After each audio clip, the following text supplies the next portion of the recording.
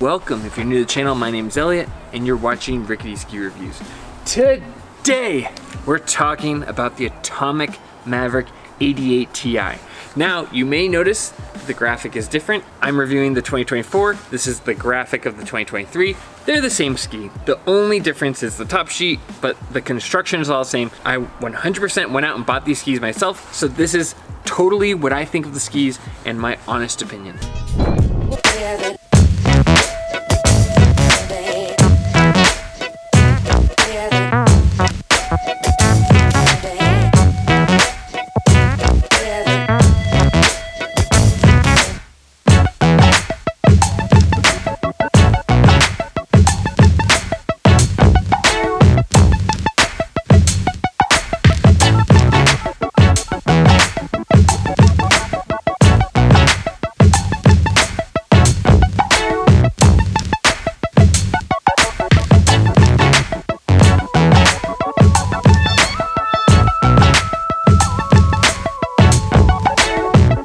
Turning radius is 18.2 meters. Although it does not feel it, it feels quick and snappy. As far as first impressions go, my first impression with this ski was really just feeling amazed that this ski goes everywhere on the mountain.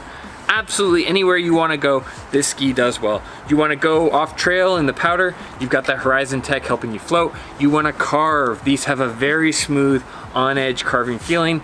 There is no way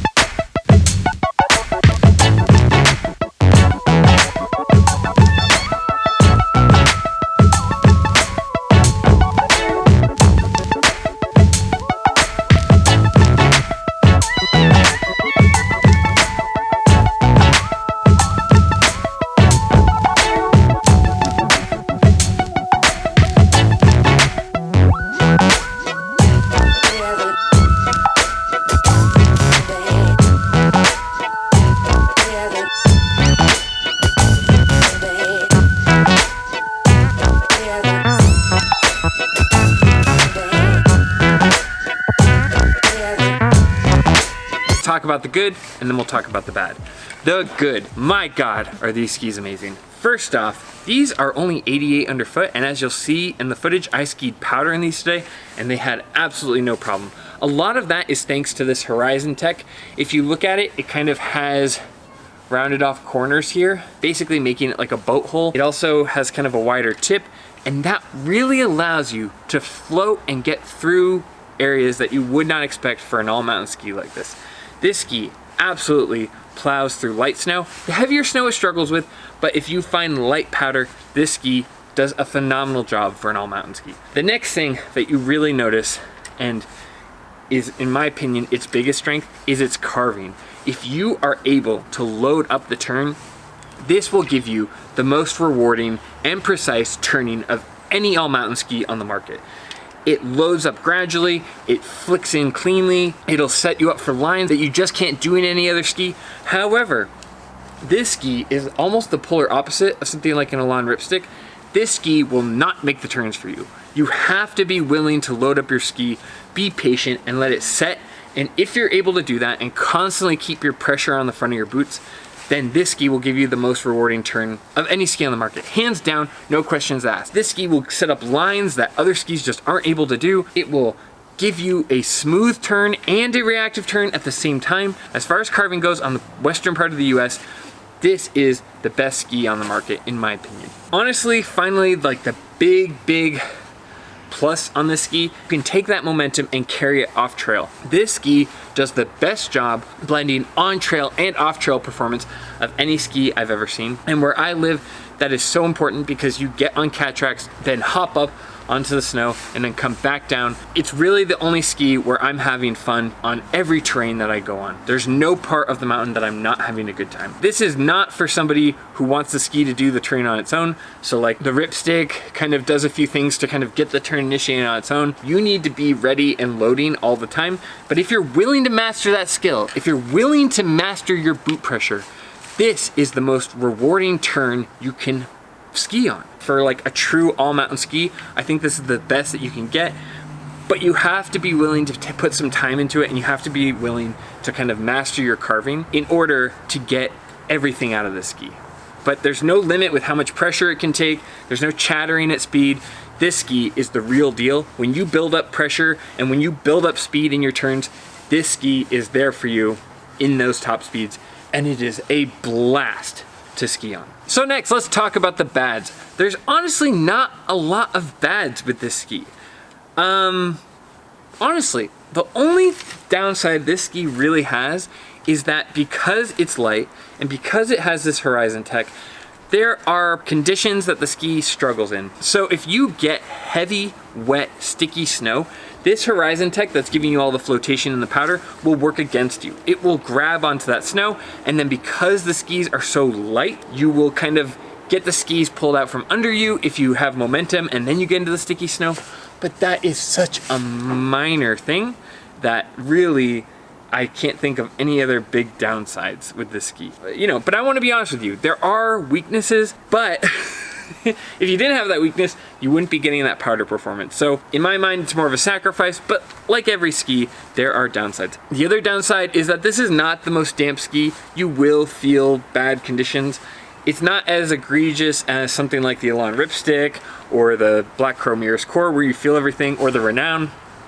But if you get into icy, firm conditions, maybe some powder that was left over and frozen a weird way, you will feel it. If you're willing to keep your pressure on your edges and carve through it, they cut through those conditions, no problem, whereas some of those other skis don't really do that. But you have to be willing to maintain pressure in your boots all the way through in order to avoid feeling some of that chatter.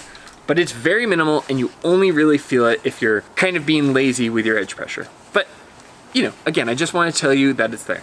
But that's it. I mean, otherwise, there's very little to find that you might not like about the ski. I think the only people that might not enjoy the ski are people who are looking for the turn to initiate for them. This ski won't do that. You need to be willing to pressure the front of your boots. But when you get there, it is very rewarding. All right, now let's talk price and value. This is also a very strong area for this ski. New and the 2024 model, these retail at $649.95. It is very aggressively priced. I actually bought these for $480. There were plenty of them last summer. I'm not sure what this summer will look like, but there was a ton of inventory, and $480 for this quality of ski is a screaming deal. $650 is also well below what you would see. The Elon Ripsticks were $900. A lot of the Blizzard skis are close to $800. Most skis in this quality and ability are easily an extra 25%. A very, very high score when it comes to quality. The 184 version of the ski comes in at 1,800 grams. Very light. This is what they call their O-matic construction, which is a pseudonym for Atomic. These are made with a very light wood. These have a poplar core with 2 sheets of Titanol running through it, and then you have that Horizon tech that I was talking about earlier. Now, who are these for? Honestly, I think this is for anybody who loves charging, who loves building up speed and going fast, somebody who wants to blend powder skiing with on-trail skiing. This is the perfect ski for it. This is somebody who is disciplined with being on the front of their boot and getting the ski to load all the way through, who also doesn't want a really heavy, damp crud cutter ski, but wants something responsive and accurate. This ski is not the easiest. It is not the ski that is going to ski for you. But if you are somebody who's willing to put in the time, has the discipline, and likes carving, this ski will reward you with the best turn on the market. Now, all in all, you guys have heard me talk about this ski probably ad nauseum. I talked about it all summer because this is one of the first skis I reviewed. And so today I'm doing this review because I want to give this ski a proper review under the new format, kind of giving it full attention to detail and really giving it a proper review rather than just something I shot on my phone on top of the chairlift. So that's why we're doing this review.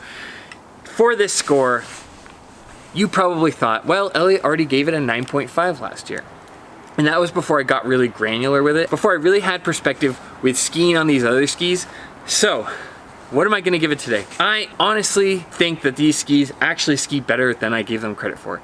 These skis were so good at blending different parts of the mountain. They were so good at carving. They held me at top speeds where other skis failed to do that. They were more damp than the Blizzards. They just outperformed every other ski I've skied in the all mountain category. That's why I'm gonna be giving these skis a 9.7 out of 10. I know I gave them a 9.5, but I wasn't getting granular before. These honestly, in the 88 width, are a 9.7. They have no business floating as well as they do. They have no business carving and charging as well as they do, especially for their weight, especially for their price. These skis are so underappreciated and slept on by the ski community, and I'm here to say this is the best all mountain ski you can buy. The next closest one I think is the Headcore 93, just because I love how snappy the turns are. But these skis set up lines that the Headcore 93 couldn't even touch. This ski blended off-trail performance that the Headcore 93 struggled with.